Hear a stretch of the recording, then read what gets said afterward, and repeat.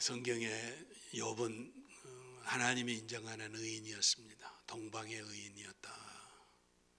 그런데 하루아침에 10남매가 다 몰살을 해서 죽어버렸습니다. 재산은 다 불타버리고 소떼 양떼들은 도둑놈들이 다 끌어가고 벼락 맞아서 이제 비참한 지경이 되고, 그리고 자기 육체 덩어리는 만신창이가 되어버렸습니다. 아무도 친구하리가 없는 비참한 신세가 된 것입니다. 그럴 때 욥이 이렇게 비참해졌다고 하는 소식을 듣고 친구들이 찾아왔습니다. 셋이 찾아와서 욥을 위로하려고 그랬는데 몰골을 보니까 이건 도무지 욥을 보고 뭐 할 말이 없어요. 할 말이. 그래서 7일 7야 7날 동안을 밤낮에 아무 말도 안 하고 욥을 쳐다만 보고 있어요. 진정으로 어려움을 당하면 할 말이 없는 거예요. 할 말이. 쳐다보고 7날을 쳐다보고 있다가 나이 많은 지극한 이제 친구가 입을 열었습니다. 욥이 이렇게 진 것은 생각해 봐라. 죄 없이 망한 자가 어디 있느냐.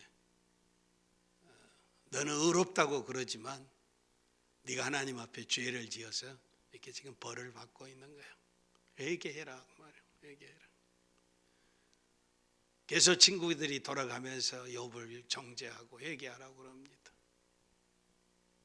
갈대가 물이 없이 어디 갈대가 나겠느냐?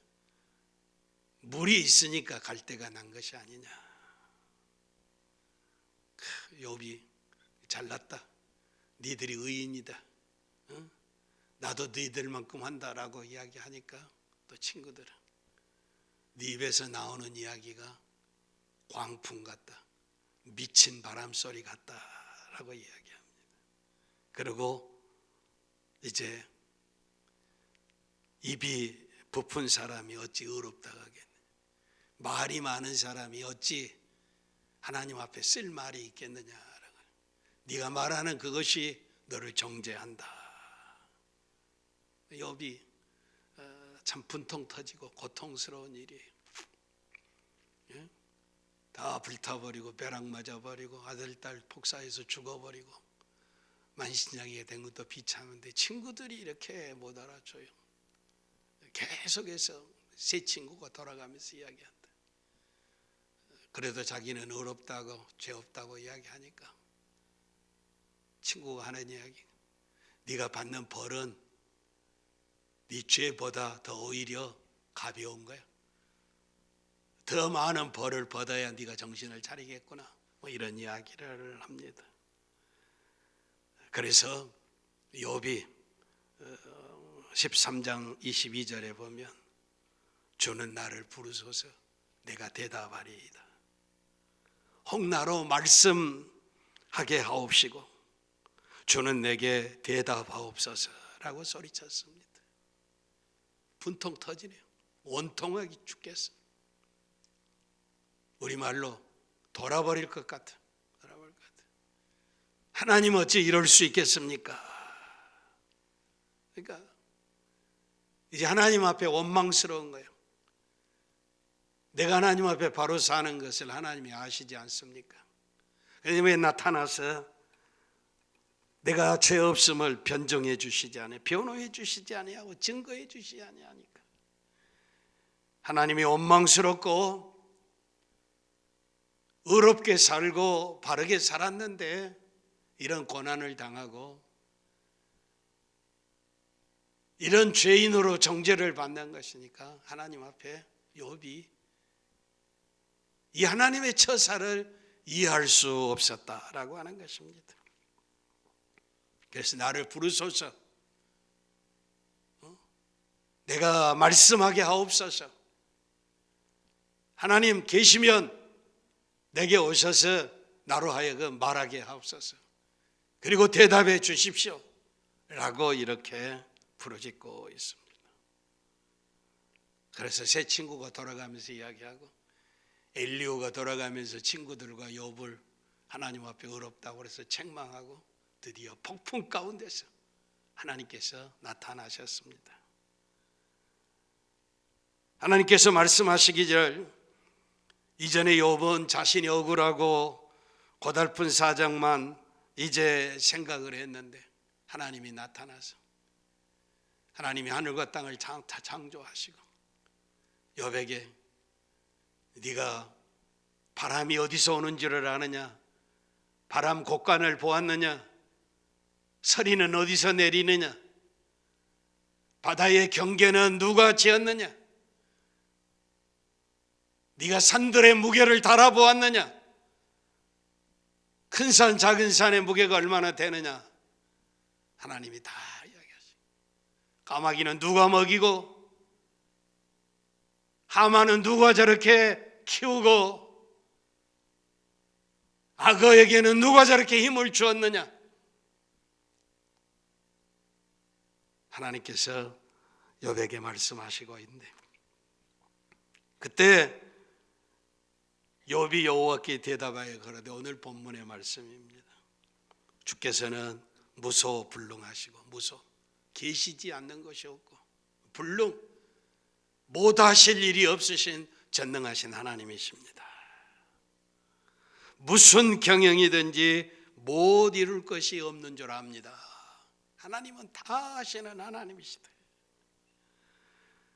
무지한 말로 내가 지금 무지한 말로 이치를 가리우는 자가 누구입니까? 내가 스스로 깨달을 수 없는 말을 이 일을 말하였고 스스로 알 수 없고 헤아릴 수 없는 어려운 일을 내가 말했습니다. 하나님, 이 무지한 죄인 깨닫지 못해서 헤아릴 수 없어서 전지전능하신 하나님 앞에 무지한 말을 했습니다. 주께 대하여 귀로워 듣기만 하였더니 이제는 눈으로 주를 배웁나이다. 그리고 6절에 그러므로 내가 스스로 한하고 티끌과 죄 가운데서 회개하나이다. 한하다라고 하는 말은 한탄스럽다라고 하는 것입니다. 이렇게 무지한 말을 한 것을 하나님 앞에서 헤아릴 수 없는 일을 말하는 것을 이 어리석은 말과 어리석은 행동을 내가 미워합니다. 무지한 백성입니다. 하나님께 어리석고 무지하고 불의하고 교만한 자기 자신을 한한다 미워하고 있다라고 하는 말씀입니다. 욥은 이렇게 어리석고 무지한 말로 하나님 앞에 나섰던 것을 회개하면서 티끌과 재 가운데서 회개하나이다. 티끌은 먼지입니다. 먼지. 아무것도 아닌 티끌, 재. 세상의 모든 만물이 아무리 다 아름답고 불나도 불타버리면 재만 남습니다. 재. 그래서 티끌과 재 가운데서 회개하나이다. 티끌을 뒤집어 씌우고 재를 뒤집어 쓰고 나는 티끌에 불과한 인생입니다. 나는 재 같은 인생입니다 라고 하나님 앞에 회개하고 있는 모습입니다. 우리 인생은 무지하고 어리석어서 죄를 지을 수가 있습니다. 그런데 중요한 것은 하나님의 은혜를 받으면 죄를 깨닫고 회개를 해야 합니다. 회개를. 욥처럼 죄 짓는 무지한 어리석은 것을 한탄한다라고 미워한다라고 하는 것입니다. 이게 없는 사람은 하나님 만난 사람이 아니에요. 자신을 이해하지 못하는 사람. 철저하게 자기 자신이 티끌에 불과한 인생이고 재해에 불과한 인생인 것을 뒤집어 쓰고 회개하는 것. 이것이야말로 진정한 지혜인 줄 믿습니다. 진정으로 회개하는 지혜로운 사람 되시기를 바랍니다. 지금까지는 하나님이 계신데 하나님이 계시지 않는 것처럼, 하나님이 다 보고 계시는데 하나님이 보시지 않는 것처럼 입술로 이야기를 하고 원망하고, 하나님 나오십시오, 내가 말씀하겠사오니 대답하십시오라고 교만방자한 이야기를 했다라고 하는 것입니다. 여러분, 하나님은 우리의 육의 눈으로는 보이지 않습니다. 육의 눈으로 보이지 않는다고 해서 하나님이 안 계신 것으로 착각해서는 아니 됩니다. 세상에는 존재하지만, 알고 있지만 눈에 보이지 않는 것들이 너무나 많아요. 너무나 많아요. 바람이 임의로 붑니다. 그런데 바람이 어디서 와서 어디로 가는지, 바람 곳간이 어디 있습니까? 눈 곳간이 어디 있습니까? 도대체 하나님은 바람을 어디다가 잡아놓으셨다가 이렇게 동풍도 불게 하고 서풍도 불게 하고 태풍도 불게 하고, 바람의 곳간이 어디냐고 말이에요. 눈 곳간이 어디고 서리 곳간이 어디냐라고 하는 것입니다. 바람은 보이지 않습니다. 근데 바람이 없다고 그러면 안 됩니다. 제가 지금 이렇게 말을 하는데 이걸 소리라고 그럽니다. 여러분의 고막을 울려서 여러분의 뇌 속에서 이 말을 이해하고 지금 느끼고 결단하고 이렇게 하고 있습니다. 그런데 이 소리가 보이지 않습니다. 보이지 않아요.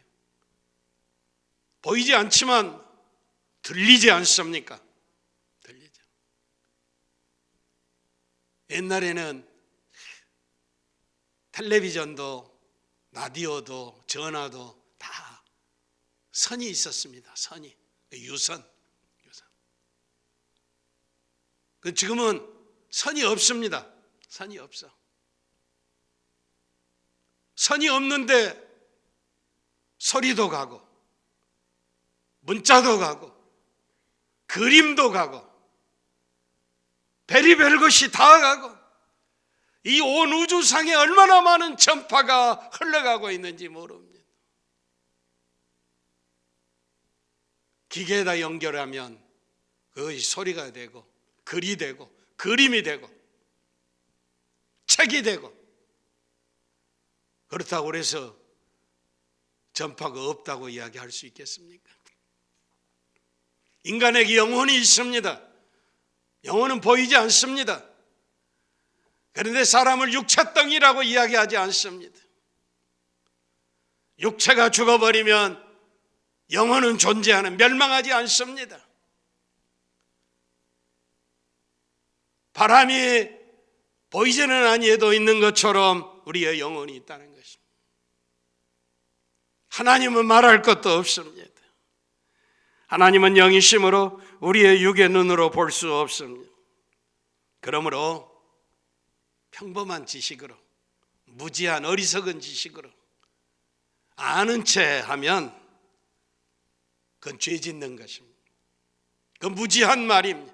회개해야 합니다. 함부로 입을 벌리면 안 됩니다.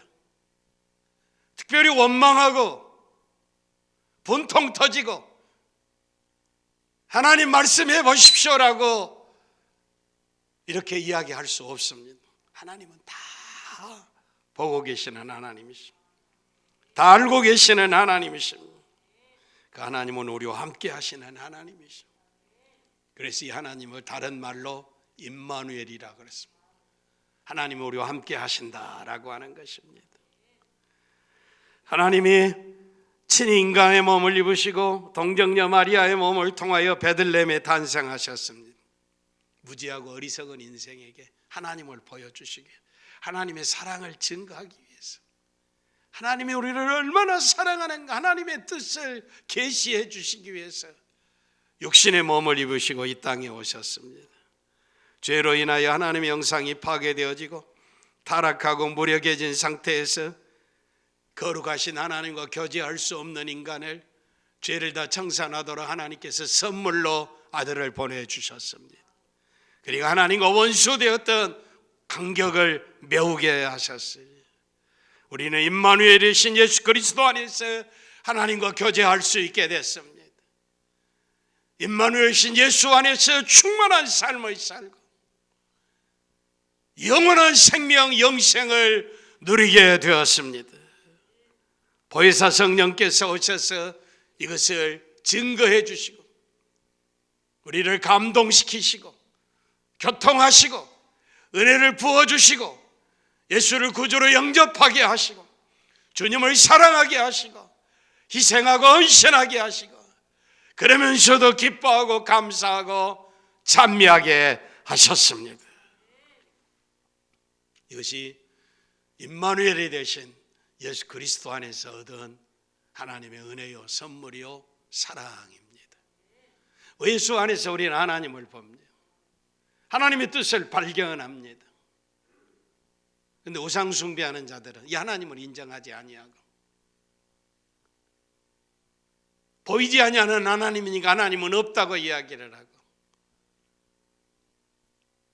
돌을 깎아서 사람 모양도 만들고 짐승의 모양도 만들고 우상을 만들어서 거기 가서 절하고 엎드려 복 달라고 빌고 하나님이 지으신 피조물들 바위만 이상하게 생각했으면 거기 엎드려 제사상 차려놓고 절하고 산신령 찾고 고목나무 신 찾고 용왕신 찾고 우상 앞에 절하고 거짓 신들을 섬긴다라고 어리석고 무지한 백성들입니다. 그런데 임마누엘이 되셔서 오늘 우리가 하나님을 알 수 있게 된 것을 감사하시기를 바랍니다. 임마누엘 되신 주의 말씀 안에서 우리가 영생을 얻게 되고 천국에 들어가게 됐다라고 하는 것입니다. 임마누엘의 하나님은 우리와 함께 하시면서 우리를 다 지켜보고 계시지만 우리의 기도에 응답하시는 하나님이십니다. 우리의 구원자가 되시는 하나님이십니다. 그래서 이사야 33장 2절에 여호와여 우리에게 은혜를 베푸소서. 우리가 주를 앙망하오니 주는 아침마다 우리의 팔이 되시며 우리의 팔이 되시나니 우리의 힘이 되시옵소서라고 하는 이야기. 우리와 날마다 함께 하신 하나님이 우리가 하루에도 승리할 수 있도록 능력 있는 팔이 되게 해달라고 하는 것입니다. 환난의 때에 나를 구원하소서라고 말해요. 함께 하신 하나님이 우리의 형편과 처지를 아시고 우리의 소원을 아시고 우리를 구원하시는 하나님이시다라고 하는 것입니다. 통일한국 시대가 지나고 남쪽 유다와 북쪽 이스라엘 백성들이 하나님을 바로 경외하지 못하게 될 때 남쪽 유다 히스기야 임금 때문에 아수르 왕 사네립이 예루살렘을 침략해 왔습니다. 그때 아수르 왕 사네립 대왕이 18만 5천이라고 하는 엄청난 군사를 거느리고 와서 예루살렘을 포위했습니다. 지금도 18만 5천이면 굉장한 군대입니다. 그런데 3,000년 전에 18만 5천이 예루살렘을 빙 둘러싸 버렸으니까 포위해 버렸으니까 먹을 양식도 못 들어가고 물도 먹을 수 없게 되고 그래서 아수르의 사네립의 부하들이 성 꼭대기에 올라가서 히브리 방언으로 이야기를 합니다.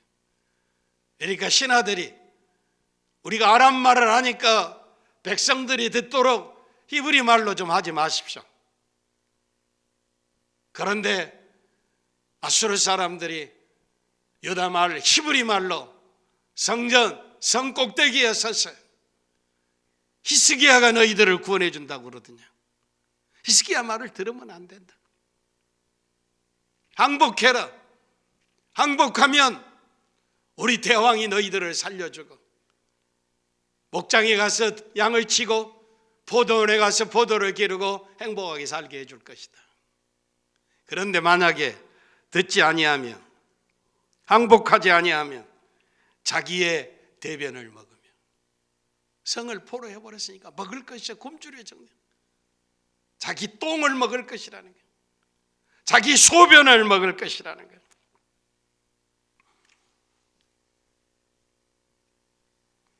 이렇게 하나님이 없는 우상 숭배하는 자들이 와서 하나님의 백성들을 조롱하고 멸시하고 협박했습니다. 협박했어. 그때 히스기야 왕이 이사야 37장에 이렇게 고백합니다. 오늘은 환난과 책벌과 능욕의 날이라. 오늘 환난의 날이라. 하나님이 우리를 벌하시는 날이라. 능욕의 날이라. 갈기갈기 찢겨지는 날이라라고 하는 것입니다. 아이를 낳으려 하나 해산할 힘이 없음 같도다. 아이를 잉태해서 해산할 때가 됐는데 아이를 낳기를 원하는데 힘이 없다고 말이야. 산모가 힘써야 아이를 낳을 터인데 힘이 없으니까 어떻게? 엄마의 태중에서 아이도 죽고 엄마도 함께 죽을 이런 비참한 지경에 처해 있다라고 해요. 세상에 사람 난 기쁨보다 더 좋은 행복한 것이 없는데 아이를 가졌지만 해산할 힘이 없는 이런 비참한 지경에 처해 있다라고 하는 것입니다. 히스기야 왕이 하나님 앞에 기도했을 때 하나님께서 역사하셨습니다. 하나님의 백성을 멸시하며 조롱하는 자들에게 이사야 37장 23절에는 이렇게 말씀하고 있습니다. 네가 회방하며 능욕한 것은 누구에게냐? 지금 하나님의 백성들을 회방하고 하나님의 백성들을 능욕한 것이 누구에게 하는 것이냐? 네가 소리를 높이며 눈을 높이 들어 향한 것은 누구에게냐? 곧 이스라엘에게 이스라엘의 거룩한 자에게니라. 여러분, 하나님은 임마누엘의 하나님이십니다. 자기 백성이 멸시받고 자기 백성이 조롱을 당하고 자기 백성이 협박을 당하는 것을 다 보고 계셨습니다. 네가 회방하는 것이 지금 누구를 회방하는 것이냐? 네가 지금 능욕하고 네가 지금 멸시하고 조롱하는 것이 누구를 조롱하는 것이냐? 곧 이스라엘의 거룩한 자에게니라. 할렐루야. 하나님의 백성들을 멸시하고 하나님의 백성들을 조롱하고 하나님의 백성들을 회방하고 하나님의 백성들을 협박하는 것은 함께 하시는 하나님을 조롱하는 것이라는 것입니다. 하나님을 멸시하는 것이다라고 하는 것입니다. 임마누엘의 하나님과 함께하는 하나님의 사람들이 얼마나 복된 것인가라고 하는 것을 볼 수 있는 장면입니다. 만군의 여호와 열심히 자기 백성을 구원하셨다라고 말씀하고 있습니다. 히스기야 왕이 이렇게 하나님 앞에 엎드려 기도했을 때 어떤 일이 일어났습니까? 이사야 37장 36절 이하에 보면 여호와의 사자가 나가서 아수르 진중에서 18만 5천인을 쳤으므로 아침에 일찍 일어나 본즉 시체뿐이라. 18만 5천이 하룻밤 사이에 시체가 되어버리고 말았다는 거죠. 시체가 되어버리고. 하나님의 백성들을 조롱하는 것은 하나님을 조롱하는 것이고 하나님의 백성들을 멸시하는 것은 하나님을 멸시하는 것이고 하나님의 백성들을 협박하는 것은 하나님을 협박하는 것이 되었어요. 자기 백성을 구원하여 18만 5천을 하루아침에 시체가 되어버리게 하시는 전능하신 하나님이 우리의 하나님이시고 우리와 함께 하시는 임마누엘의 하나님이신 것을 감사하시기를 바랍니다. 아수르의 사네립 대왕은 어떻게 됐습니까? 하루아침에 18만 5천이 죽어버리자 고향으로 돌아가서 자기가 섬기는 우상의 신전 앞에 가서 제사를 드리는데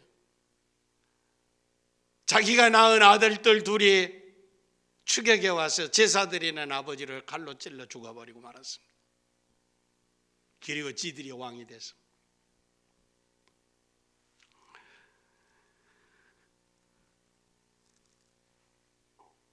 히스기야 왕이 후에 수세기가 지난 다음에 한 천사가 나사렛에 살고 있는 요셉에게 찾아왔습니다.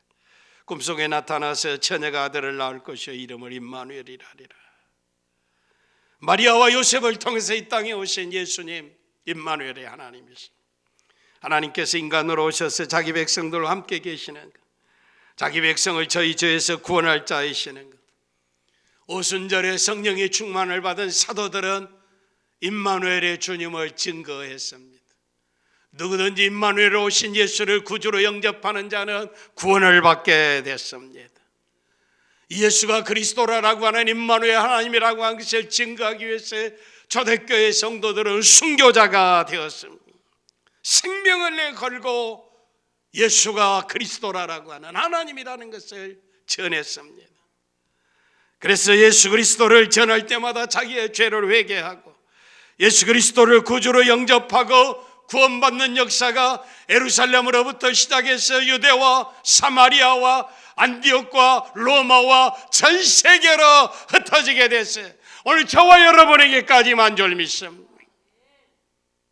오늘 저와 여러분이 예수 믿고 구원받게 되고 함께 하시는 하나님을 하나님으로 모시게 되었다라고 하는 것입니다. 이것이 하나님의 은혜요, 이것이 하나님의 사랑입니다.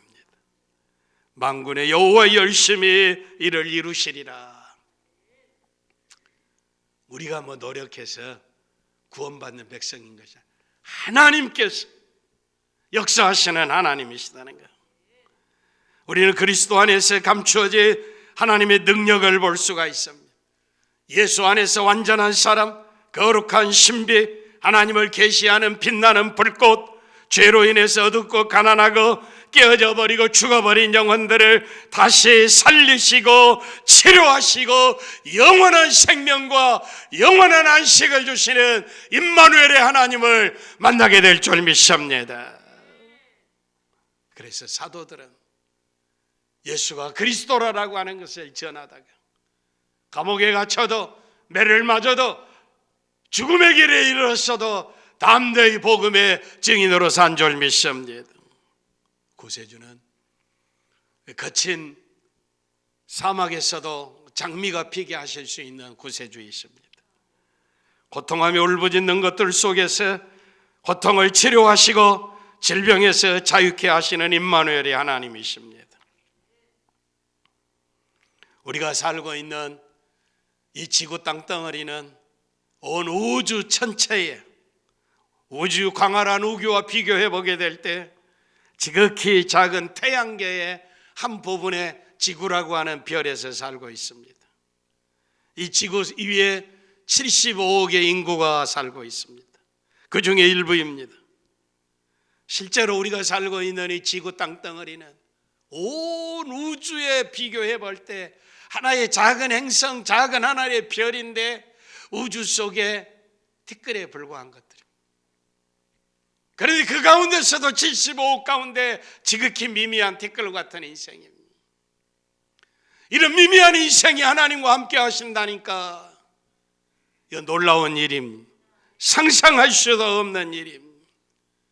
창조주 하나님이 누구이십니까? 폭풍 가운데 나타난 욥에게 하나님께서 말씀하십니다. 누가 손바닥으로 바닷물을 데워 보았느냐? 바닷물을 어떻게 손바닥으로 대?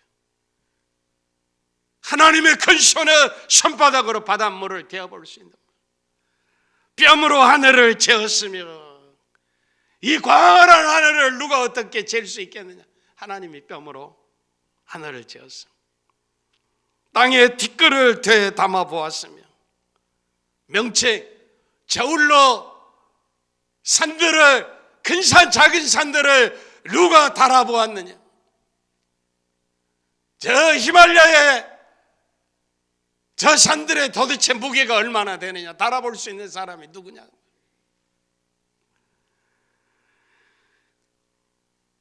이 땅에 있는 모든 것들은, 열방 세상 모든 나라들은 통에 한 방울의 물 같고 저울의 작은 티끌과 같다라고 하는 것입니다.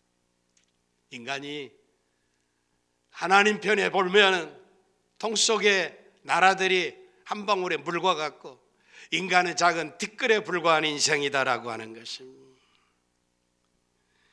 하나님 자신을 여백의 땅과 하늘과 그 가운데 있는 것들을 창조하신 분으로 소개하시고 있습니다.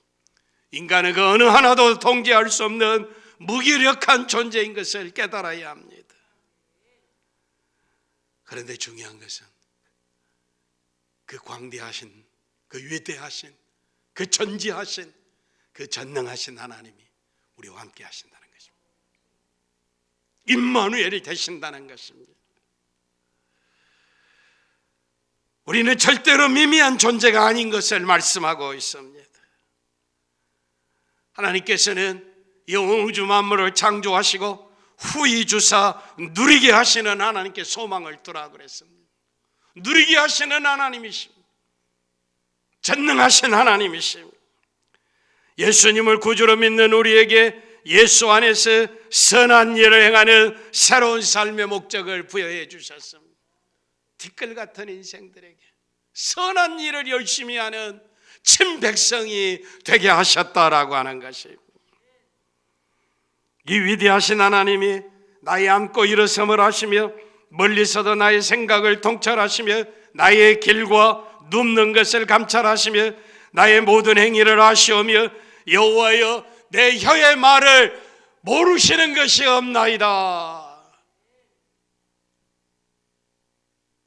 원통하다고 분통하다고 오셔서 내 말을 좀 들으라고 대답하라고 욥이 이따위 소리를 했는데 이 하나님 앞에 티끌과 젖속에 앉아서 자신의 어리석고 무지한 것을 동의하며 회개하고 있다는 것입니다. 임마누엘이신 하나님을 만날 때 이런 역사가 일어날 줄 믿습니다.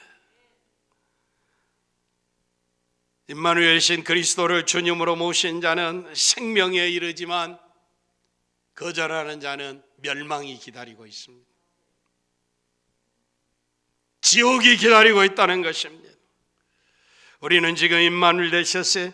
구세주로 우리와 함께 하신 그리스도가 예수가 우리의 주이심을 믿고 전하고 있습니다. 예수 그리스도가 임마누엘의 하나님이시고 우리의 왕이심을 확신하고 참된 왕을 섬기시기를 바랍니다. 그리고 그의 능력이 우리 속에 역사했어요. 그 능력으로 일하시는 주의 자녀들이 다 되시기를 바랍니다. 여호와께서 그 거하시는 온 시온산과 시온산 성전이 있는 산입니다. 오늘 교회입니다. 모든 지폐 위에 낮이면 구름과 영계, 밤이면 화염의 빛을 만드시고 모든 영광 위에 천막을 덮으실 것이며 낮에는 더위를 피하는 그늘을 지으며 또 풍우를 피하여 숨는 곳이 되리라.